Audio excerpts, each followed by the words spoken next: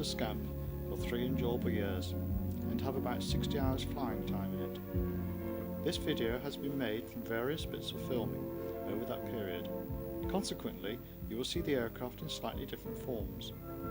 The aircraft first flew on the 4th of May 1985 and visited the PFA rally at Cranfield that year, and was attended every rally since, with the exception of the mostly weathered off 1992 rally at Rawton.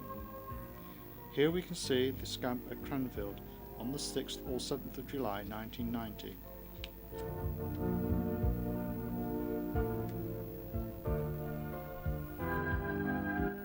The Scamp was designed by the American company Aerosport. I think the Scamp is one of his more successful ideas. The design was to be sold as a kit or as plans. Papa Bravo was expertly built by Ray Scroby from plans and was test flown by Barry Tempest at Leicester. Ray has about 90 hours in it, with one mishap repaired by Ray. We can now see the aircraft at various stages of construction.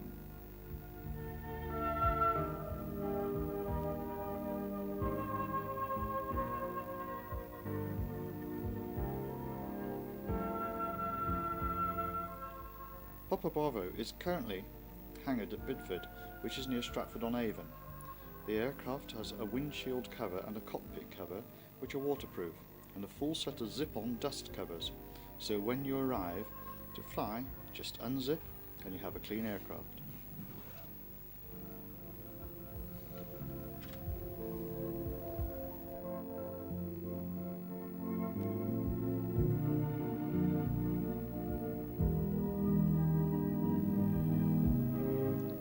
Whilst I'm unzipping, I can tell you about the cockpit loads. The maximum all-up weight is 798 pounds with full fuel tank. That only leaves 163 pounds for the pilot, and I do have a friend who says he is dieting so that he can have a fly in the Scamp. The pictures you now see are with the new Hoffman propeller. It may look rather large, but is very efficient. It replaces a Ken Firm propeller, which with its polished wood looks better, but is nowhere near as efficient.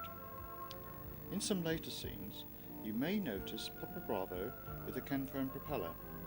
Also you may note that the top engine cowling may change. The flatter cowling was made to fit without the oil cooler. The current cowling is slightly larger and accommodates the oil cooler. Despite the slight increase in weight, I would prefer to have the cooler oil temperatures.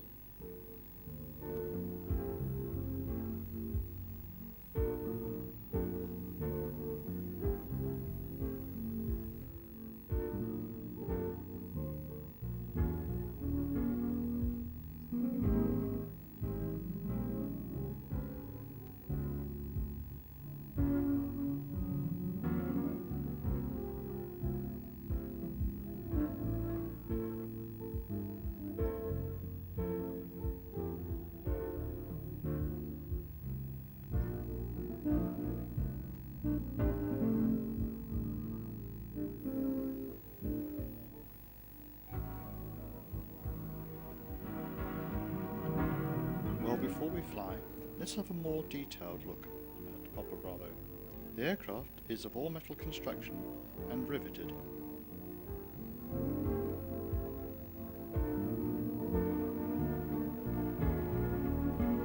The engine is an 1836cc Volkswagen. The cowlings are secured by small bolts.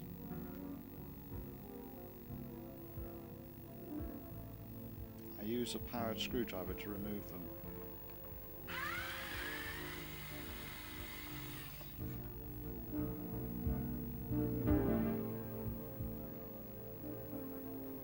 When the bolts are all unscrewed, the top cowling is easily removed.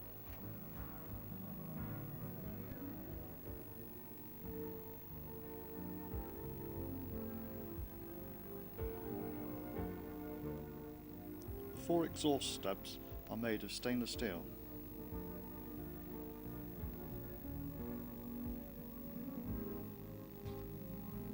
One of the rear pipes has the hot air box round it. The hot air is piped through a flexi pipe into the carburettor. The The mags are mounted on top of the engine and behind the oil cooler.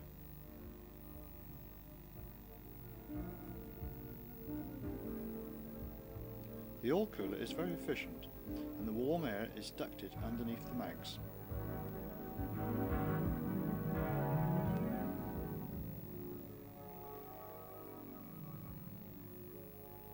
Each cylinder has two sets of plugs, two on top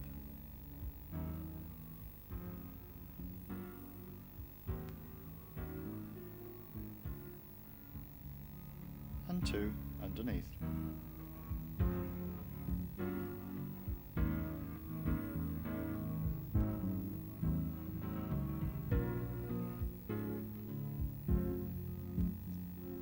Both the mags are driven by a single duplex chain, which takes its drive from a sprocket on the rear of the crankshaft.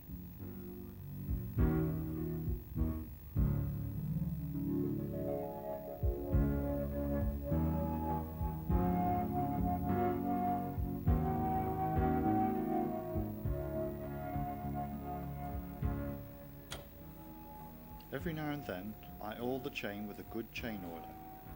Unfortunately, this does produce a little oil underneath the engine.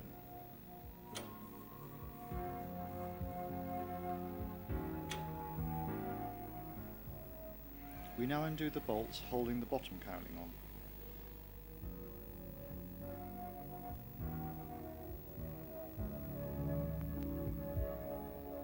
When the bolts are removed, we first disconnect the hot air flexi pipe.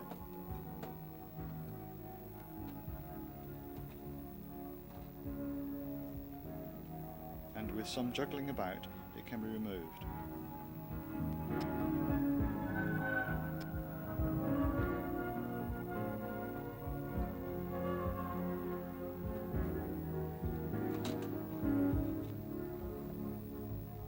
The cowlings are made of fiberglass. We now have easy access to all parts of the engine. The fuel filler cap is in front of the windshield. The tank holds 6 gallons, which gives us approximately 2 hours flying time with no reserves. I have always used avgas. The fuel system is gravity fed, with the filter bowl at the lowest point. The fuel is piped up to the carburettor, which is below and behind the engine.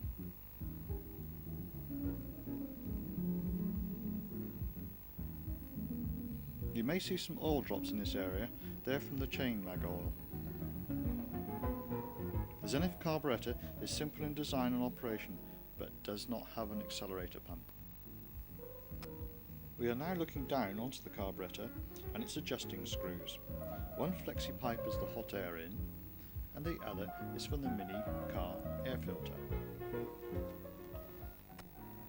Whilst we are down here, we can see the action of the rudder pedals when operating the steerable front wheel.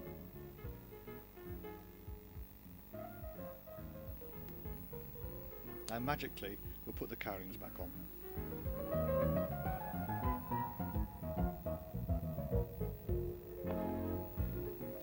This is just to remind you that it is a Hoffman propeller, and for the technically minded, here are the details.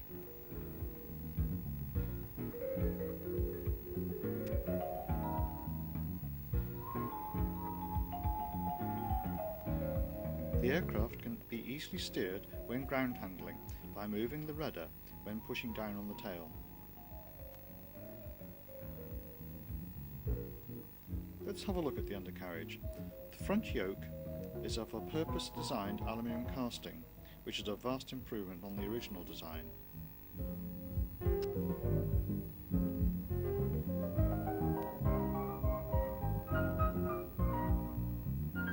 The main undercarriage is in effect a large steel spring. Coupled drum brakes on the main wheels are operated by a single lever in the cockpit. The brakes are very effective and can easily hold the aircraft on full power checks.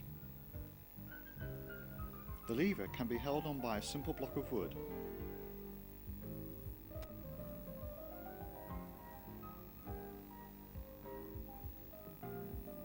And quickly released.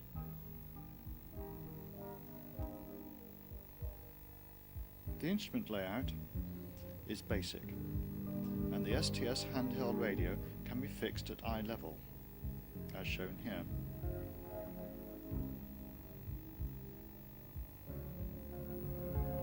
The radio is operated by a push-to-talk button on top of the stick.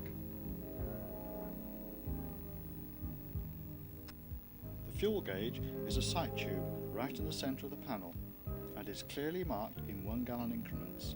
This helps quick and accurate reading, bearing in mind there is no reserve.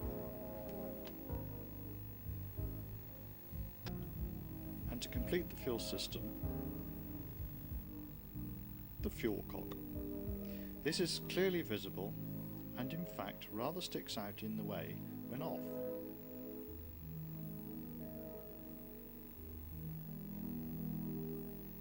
On the right hand side of the panel there are 3 instruments.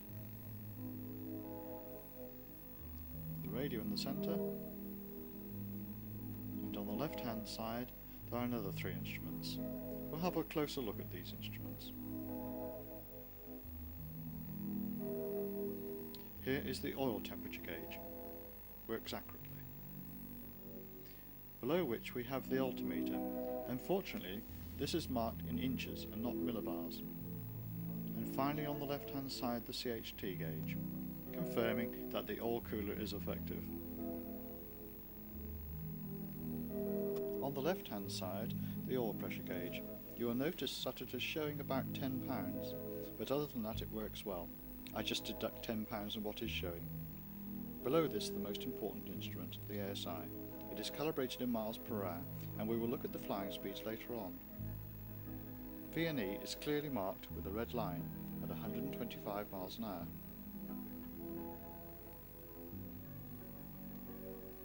The RPM gauge works off the ignition system and is very accurate. Full power on the ground being 3,150 with a Hoffman propeller and 3,300 with a Ken Firm propeller. Operating this switch, it changes the gauge from one mag to the other, so it is only working off one mag at a time. The throttle is forward for more power and back for less. The hot air lever can be used at the same time, taking off for example. Incidentally, I have never experienced carb icing. The throttle has a screw friction nut. The slip indicator can also be found in this area.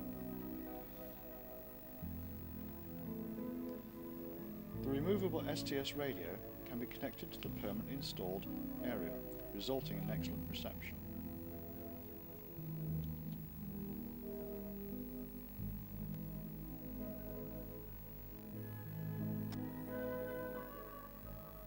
On either side of the cockpit are the mandatory placards.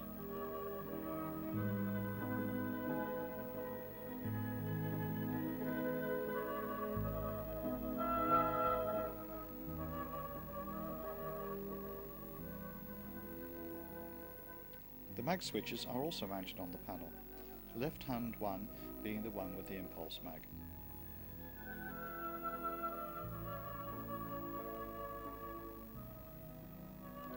Above, but outside of the windshield, is the compass.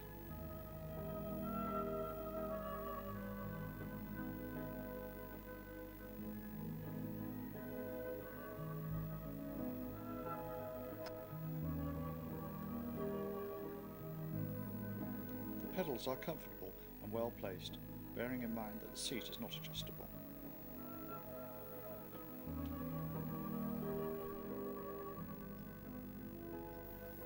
The stick is very light to use. Ailerons are only on the top wings.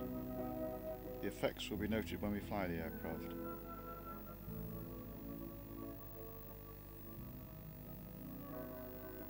I think the same can be said of the elevator.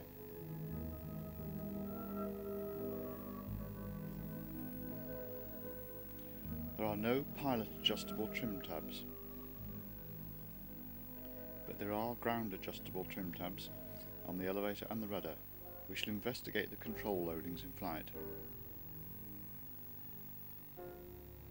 The pitot tube sticks out from the left-hand forward-facing strut. Care must be taken not to bend it when ground handling.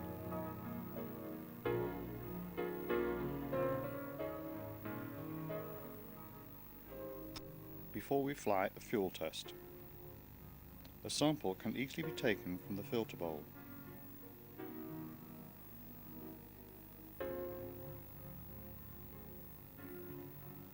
And, as on this occasion, if it is clear, return to the tank.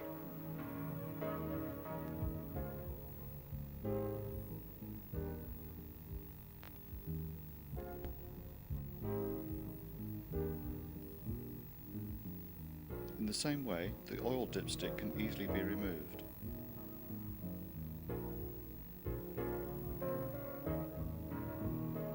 And red.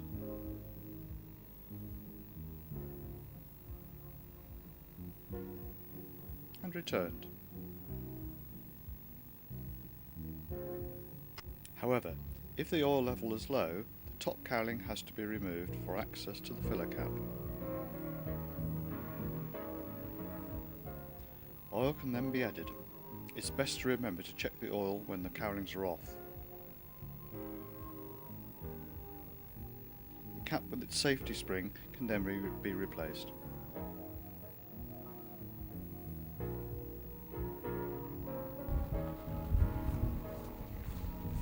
Well, I've had enough of all this, and I want to fly, so let's look at engine starting.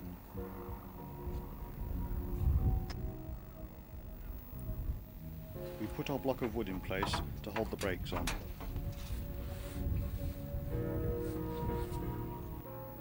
Pull the choke fully out, check the mags are off, hot air closed, and full throttle. With the brakes holding, we can suck in. We need to turn about 20 times.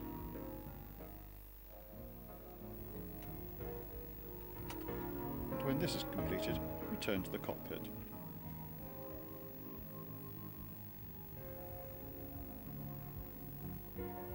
Choke in. Throttle set or even closed, hot air off, and both mags on.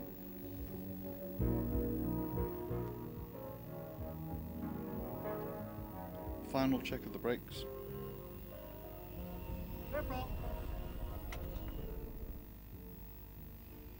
Often it will start first time, but on this occasion with the camera, it's going to be temperamental.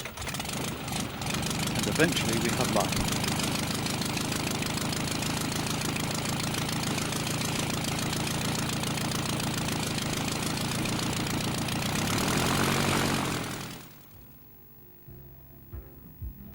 One more small thing to tell you about. Before I fly, I put on my helmet. It's a purpose-built pelter helmet with earphones and a full visor, which gives clear vision and excellent sound, even if it does take a little persuasion to put on.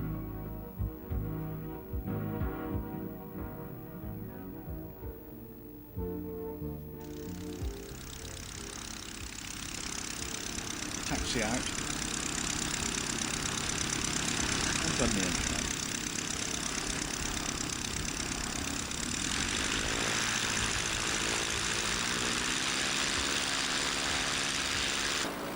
First we switch off the left mag, and then move the counter control switch over, and then the right mag. Hardly any drop in revs. Opening the hot air only produces about 100 revs per minute drop. Taxiing couldn't be simpler. At this point I must remind you not to open the throttle too quickly. It could stop the engine. This takeoff was filmed with the Ken firm propeller, and the takeoff run is a little longer than it is now. But let's see what it's like inside. For this flight I have removed the helmet so the camera can see past my head.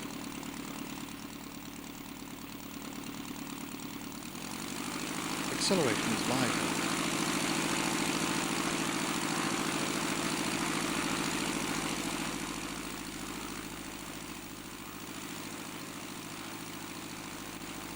And the takeoff point is positive. The best climb speed is 75 miles an hour. The controls are surprisingly light and responsive. Note the nose is just above the horizon during the climb.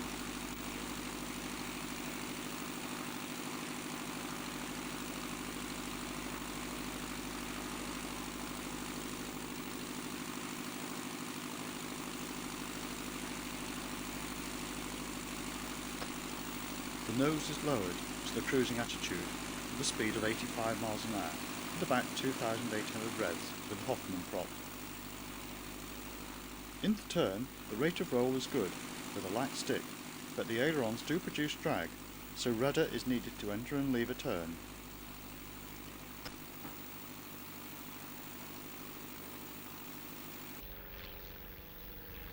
In the cruise, the stick and rudder loads are zero, and the aircraft is very stable. There is some stick load at speeds above 100 miles an hour, and the stall at 57-58 miles an hour positive.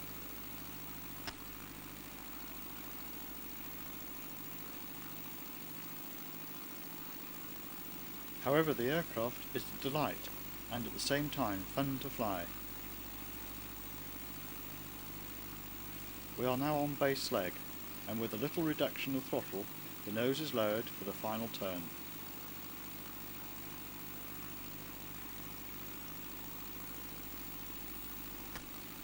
I have always approached at speeds not less than 75 miles an hour.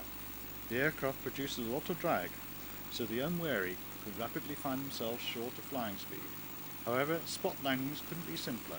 When the throttle is further reduced, drag and a lack of weight combine and the aircraft rapidly loses height.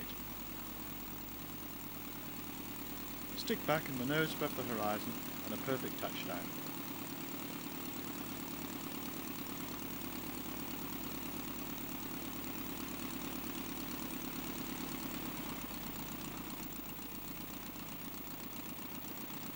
As you can see, a short landing run. There is no float. It's a little like flying on and off Velcro.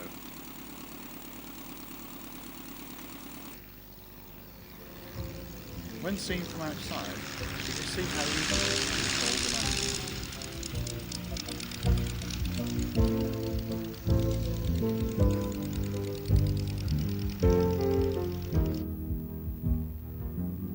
landing. I hope you have enjoyed looking at and flying the Aerosport Scamp.